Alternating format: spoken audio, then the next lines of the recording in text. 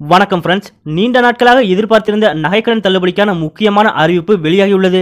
அதன்படி யாருக்கெல்லாம் நகைக்கடன் தள்ளுபடி உண்டு அப்படின்னும் யாருக்கெல்லாம் நகைக்கடன் தள்ளுபடி இல்ல அப்படிங்கறத பத்தி முழு விவரத்தோட இப்ப நம்ம பார்க்கலாம். நகைக்கடன் தள்ளுபடி அறிவிப்பு குறித்து தகுதியான நபர்களை கண்டறிவதற்காக கடந்த ஒரு மாத காலம் 51 விதமான தகவல்களை சேகரித்து தொகுக்கப்பட்டு கணினி மூலம் விரிவான பகுப்பாய்வு செய்யப்பட்டன என்று முதலமைச்சர் திரு மு க ஸ்டாலின் அவர்கள் தெரிவித்தார். கூட்டுறவு வங்கிகளில் 5 சவரனுக்கு உட்பட்ட நகைக்கடன் தள்ளுபடி செய்யப்படும் என்ற அறிவிப்பை 110 விதியின் கீழ் தமிழ்நாடு முதலமைச்சர் திரு மு க ஸ்டாலின் அவர்கள் சட்டப்பேரவையில் இன்று அறிவித்தார். அதே வேளையில் ஏழைகள் மட்டுமே பயனடைய வேண்டும் என்ற நோக்கில் பல்வேறு பகுப்பாய்வு செய்யப்பட்டதாகவும் அவர் தெரிவித்துள்ளார். மேலும் கடந்த ஆட்சியில் பயிர்க்கடன் தள்ளுபடியில் பல்வேறு குளறுபடிகள் நடந்துள்ளதை கூட்டுறவுத்துறை அமைச்சர் ஏற்கனவே ஆதாரங்களோடு சுட்டிக்காட்டி எவ்வாறு 2,42,783 நபர்களுக்கு 2,749 கோடியே 10 லட்சம் ரூபாய் தவறாக தள்ளுபடி செய்யப்பட்டது என்பதை விளக்கி அமைச்சர் அவர்கள் தெளிவாக பேசியதாக முதலமைச்சர் மு க ஸ்டாலின் அவர்கள் தெரிவித்தார். அதே போன்ற தவறுகள் நகைக்கடன் தள்ளுபடியிலும் நடந்துள்ளது என்பதை சுட்டிக்காட்டி பேசிய முதலமைச்சர் மு க ஸ்டாலின் அவர்கள்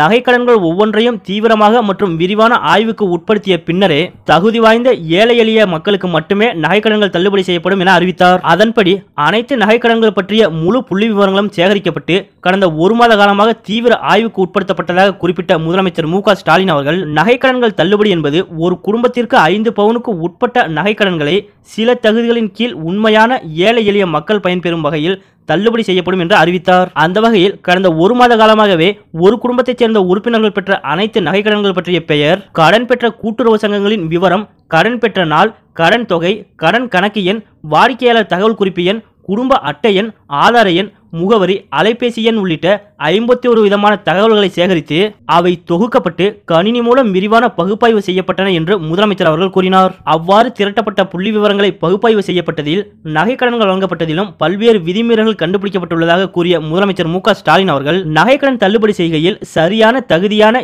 ஏழை எளிய மக்கள் மட்டுமே பயன்பெற வேண்டும் என்று இந்த அரசு கருதுகிறது என முதலமைச்சர் அவர்கள் கூறினார். அந்த வகையில் 5 பவுனுக்கு குறைவாக நகைக்கடன் பெற்றவர்களில் சில தேர்வுகளில் தள்ளுபடி செய்ய வேண்டிய அவசியம் ஏற்படவில்லை என முதலமைச்சர் அவர்கள் கூறினார். அதாவது 2021ஆம் ஆண்டு பயிர்க்கடன் தள்ளுபடி வழங்கப்பட்டதில் பயன் பெற்றவர்கள் இந்த தள்ளுபடி வரம்புக்குள் வரமாட்டார்கள். அதேபோல் ஒரே குடும்பத்தில் உள்ள உறுப்பினர்கள் ஒரு கூட்டுறவு நிறுவனத்திலோ அல்லது ஒன்றுக்கும் மேற்பட்ட மாவட்டங்களில் உள்ள கூட்டுறவு நிறுவனங்களிலிருந்தோ ஒன்றுக்கு மேற்பட்ட கடன்கள் மூலம் 5 பவுனுக்கு அதிகமாக கடன் பெற்றிருந்தால் அவையும் தள்ளுபடி வரம்புக்குள் வராது. அதாவது ஒரு குடும்பத்தில் இருப்பவர்கள் தமிழ்நாட்டில் உள்ள எந்த கூட்டுறவு வங்கிகளில் நகைக்கடன் பெற்றிருந்தாலும் அனைத்து வங்கிகளிலும் வைக்கப்பட்ட அனைத்து நகைகளும் கணக்கிடப்பட்டு மொத்தமாக 5 சவரனுக்கு உள்ளாக இருந்தால் கடன் தள்ளுபடி வழங்கப்படும். மாறாக ஒரு குடும்பத்தில் இருப்பவர் மற்ற வங்கிகளிலும் சேர்த்து 5 சவரனுக்கும் அதிகமாக நகைக்கடன்கள் பெற்றிருந்தால் அது தள்ளுபடி வரம்புக்குள் வராது. அதேபோல் தவறாக ஏஏஒய் குடும்ப அட்டையை பெற்று அவற்றை பயன்படுத்தி நகைக்கடன்கள் பெற்றவர்கள் இந்த தள்ளுபடி வரம்புக்குள் வரமாட்டார்கள். மீதமுள்ள அனைவருக்கும் கூட்டுறவு வங்கிகளில் 5 சவரனுக்கு கீழாக வைத்துள்ளவர்களுக்கு நகைக்கடன்கள் தள்ளுபடி வழங்கப்படும். மேலும் இது குறித்த விவரமான வழிமுறைகளை